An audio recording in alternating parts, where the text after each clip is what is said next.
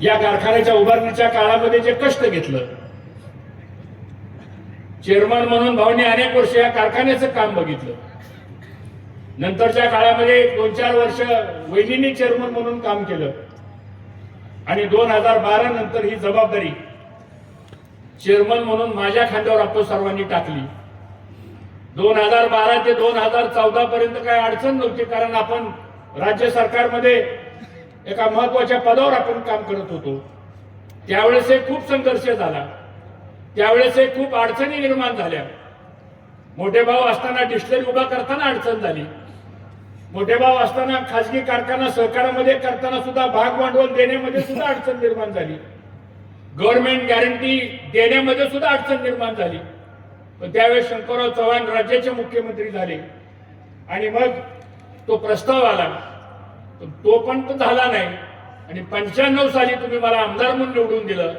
आणि मला आठवतंय की दुसऱ्या का तिसऱ्या कॅबिनेट मीटिंग मध्ये हसू अडवाणी हे राज्याचे त्या काळामध्ये अर्थमंत्री होते, गोपीनाथ मुंडे साहेब राज्याचे उपमुख्यमंत्री होते आणि आज दुर्दैवानं मनोज जोशी साहेब नाहीत आपल्यामध्ये, ते राज्याचे मुख्यमंत्री होते. आणि त्यावेळेस वकील साहेब खास बाब म्हणून कर्मयोगी साखर कारखान्याला सरकारी भाग भांडवल देण्याचा प्रस्ताव आला आणि मला वाटतं 96 साली आपल्याला 9.5 कोटी रुपये राज्य सरकारचे पहिल्यांदा या कर्मयोगी साखर कारखान्याला मिळाले. आणि त्यातून आपला हा कारखान्याचा प्रवास हा पुढे घेत गेला. दुर्दैवानं 14 ला राजकीय समीकरण बदलली, 19 ला राजकीय समीकरण बदलली, 24 लाही राजकीय समीकरण आपल्या अडचणीत आली आणि मग 11-12 वर्ष कुठलाही राजकीय आपल्याला आश्रय नसताना सुद्धा हा कारखाना ठीक आहे अडचणीतून चालवत आपण गेलो. पण या ठिकाणी मला सांगायला अभिमान वाटतो की या सगळ्या अडचणी जरी आपल्या पुढे आल्या तरी आपण कधी डगमगलो नाही. पण या सगळ्या टीका सहन केल्या, आपण सगळ्याचे आरोप प्रत्यारोप आपण सहन केले. पण आजचा दिवस या 12 वर्षाच्या तपश्चर्यावरती खऱ्या अर्थानं आज शेतकऱ्यांच्या जीवनामध्ये आर्थिक परिवर्तन आलंय, याचा आनंद आज मला मनापासून या ठिकाणी झालेला आहे. हृदय भरून येत आहे. शेवटी आयुष्यामध्ये माणसं काही पैसे घेऊन वर जाणार नाही, काही संपत्ती घेऊन कोण जाणार नाही. पण ज्यांनी म्हणून आम्हाला टार्गेट केलं, ज्यांनी म्हणून आमच्यावर टीका केली, ज्यांनी म्हणून आमच्यावर नाही ते आरोप केले, सांगतो तुम्हाला. एक तर महाभाग असे म्हणायचे म्हणले हे बंद पाडलं आणि हर्षवर्धन पाटलांनी खासगी कारखान्याला उभा केला. तर एवढं नॉलेज नाही ह्यांना. इथला कारखाना बंद पाडला आणि काय दुर्दैवानं माणसं सुरासुर मिसळायची सांगतो. सगळा अन्याय आम्ही सहन केला. पण आज मी आपल्याला अभिमानानं सांगतो, पुणे जिल्ह्यामध्ये विक्रमी दर देण्याचं काम बोत्रे पाटील आपण केलं. आपलं मनापासून आज या ठिकाणी अभिनंदन. परिस्थिती बदलती माणसाची सांगतो. हा कधी कोणावर अशी दुजापणाची भावना या ठिकाणी करू नये. एवढा त्रास या मागच्या 10-12 वर्षाच्या काळामध्ये झाला. ज्याचा ऊस नाही तो तर सगळ्यात पुढून आमच्या विरोधात बोलायचा पहिल्यांदा. आता निलेशने तर भाषण केलं की जसं काय म्हणजे निलेशच कारखाना चालवतो.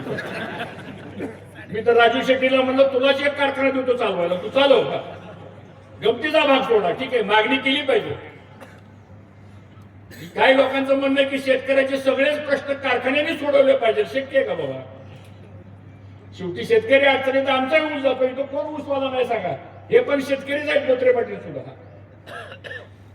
एक शेतकऱ्याचा मुलगा पुणे जिल्ह्यातल्या मांडवगड फराटासारख्या एका छोट्या गावामध्ये अतिशय प्रतिकूल परिस्थितीमध्ये संसार प्रपंच केला, कष्ट केलं, जिद्द बाळगली, शेतकऱ्याचं हित डोळ्यासमोर ठेवलं आणि बघता बघता आज 20-21 कारखाने एक बोत्रे पाटील परिवार चालवतोय.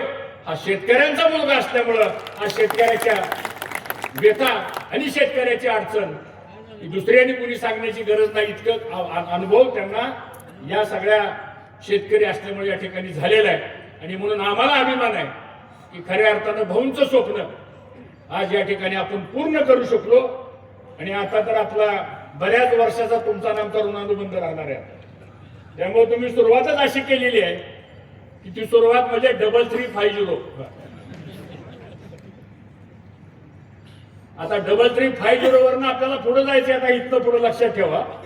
त्यामुळं आपल्या सगळ्यांच्या चेहऱ्यावरचा आनंद बघितल्यानंतर मी गेले 2 दिवस झाले या भागामध्ये फिरतो, एवढ्या लोकांना आनंद झालाय. काल तर मला परवा एका माजी आमदाराचा मुलगाच मला भेटला फक्त आपल्या तालुक्यात. आता कोण आहे तुम्ही समजून घेऊ शकता. आणि माझी गाडी अडवली, मला उभा केलं. म्हणजे काय हो? नाही म्हणले भाऊ चांगला निर्णय झाला बरं का. म्हणजे बरं झालं, आमचा सगळा ऊस म्हणजे आम्ही आता कर्मयोगीला घालतोय बरं का. म्हणलं 12 वर्ष काय? नाही म्हणले 12 वर्ष टिपरूसो दिलं नाही म्हणले तुम्हाला.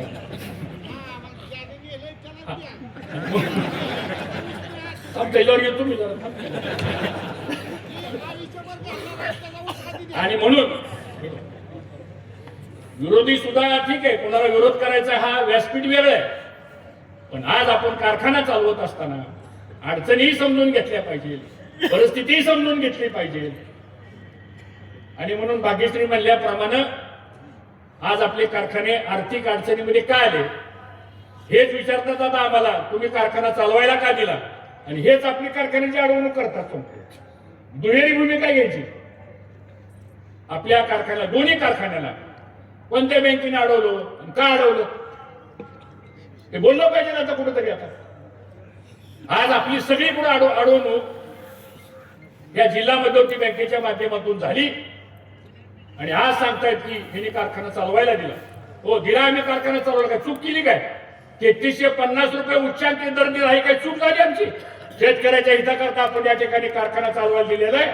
आणि आता शेतकऱ्याचं हित भविष्य काळामध्ये निश्चितपणाने उज्ज्वल झाल्याशिवाय राहणार नाही याची खात्री आपण या ठिकाणी बाळगायला हरकत नाही. म्हणून आपण मित्रांनो या कारखान्यासंदर्भातला निर्णय घेतला. अडचणी आहेत, नाही असं नाही. तुम्हाला वाटलं नाही की नीरा भीमा बी 3100 रुपये देईल का आणि ही बी 3350 रुपये देईल का?